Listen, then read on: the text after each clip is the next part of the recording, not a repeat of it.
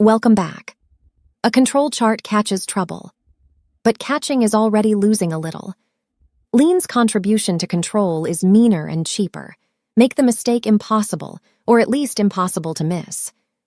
Today, Poka-Yoke mistake proofing, visual management, and the 5S discipline that keeps a floor honest a year after the project team leaves. We'll also formalize our role change trigger as a real mistake-proofing record in the LeanProjax platform. Prevention beats detection. Let's build some. Poka-Yoke. Humble devices that outsmart human error. 3 strength levels, in order. Prevention. The error physically cannot happen. The fuel nozzle that won't fit the wrong tank.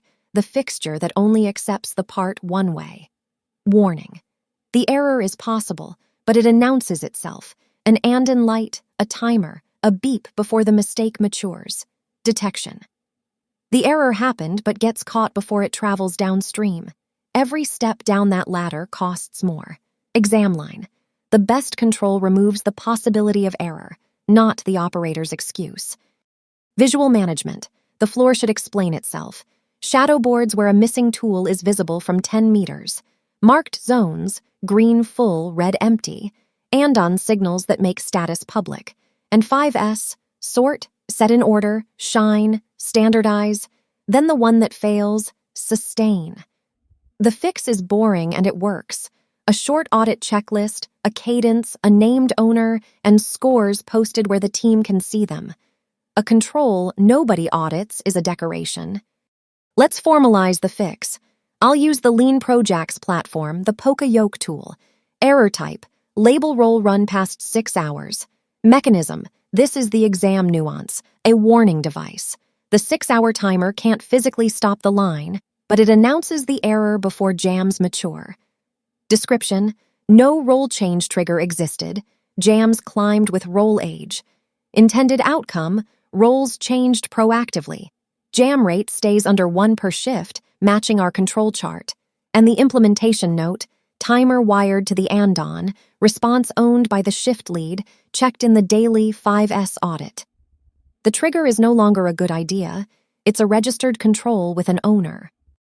Choosing control strength like a belt. Map it to your FMEA. A prevention device drives occurrence toward 1. The cause can't arrive. A warning or visual control slashes detection. Trouble can't hide. Retraining alone barely moves either number because it relies on memory under pressure. That's why exams call it the weakest control. And every control gets an owner and an audit slot. Unowned controls decay into wallpaper. Exam drill. Question 1. Classify each. A machine that will not start while the guard is open, and an andon light when the label roll runs low.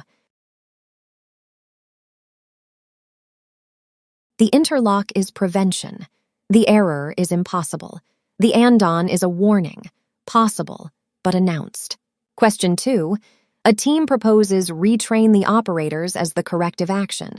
Why do examiners and auditors call that the weakest control? It depends on human memory and vigilance under pressure. Engineering controls, Poka-Yoke, interlocks, visual signals work even on a bad day. The line now has tripwires and armor, a chart that catches drift, a warning that beats the jams, and a floor that audits itself. Next lesson, we write it all down: the control plan, the response plan, and the SOP.